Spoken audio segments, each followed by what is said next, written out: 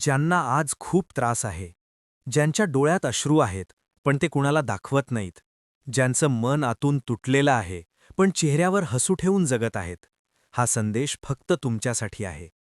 थोडा वेळ थांबा, डोळे बंद करा आणि मन शांत ठेवा. आज तुमचं आयुष्य खूप कठीण वाटत असेल, एकामागून एक अडचणी येत असतील, घरात समजून घेणारा कोणी नसेल, ज्या माणसांवर विश्वास ठेवला त्यांनीच त्रास दिला असेल. तुम्ही विचार करत असाल, माझ्याच आयुष्यात असं का होतं? मी कुणाचं वाईट केलं?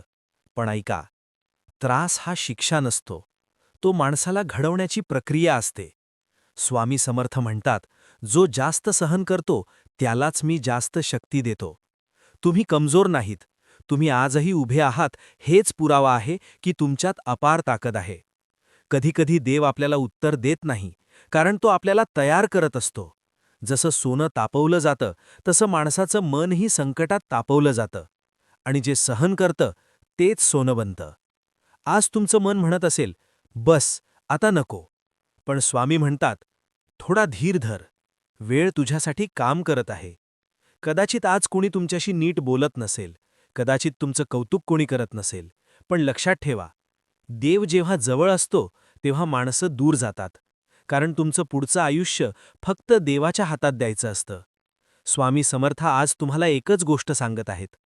तू एकटा नाहीस, मी तुझ्या पाठीशी आहे. तू फक्त हार मानू नकोस. काही दिवस असे असतात जिथे प्रार्थनाही अश्रूंनी होते, पण त्या अश्रूंमध्येही देव तुमचं मन ऐकत असतो. प्रार्थना, तुमचं रडणंही स्वामी ऐकत आहेत. आज तुमच्याकडून अपेक्षा कमी असतील.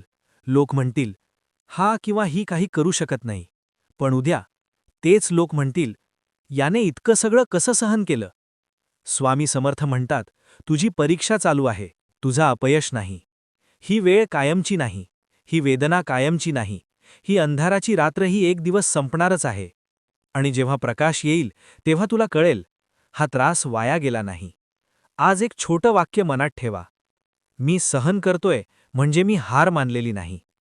स्वामी समर्थ तुमच्याकडे पाहत आहेत आणि म्हणत आहेत, मी आहे, भिऊ नकोस, तुझी वेळ नक्की येईल. जर हा संदेश ऐकताना तुमच्या डोळ्यात पाणी आलं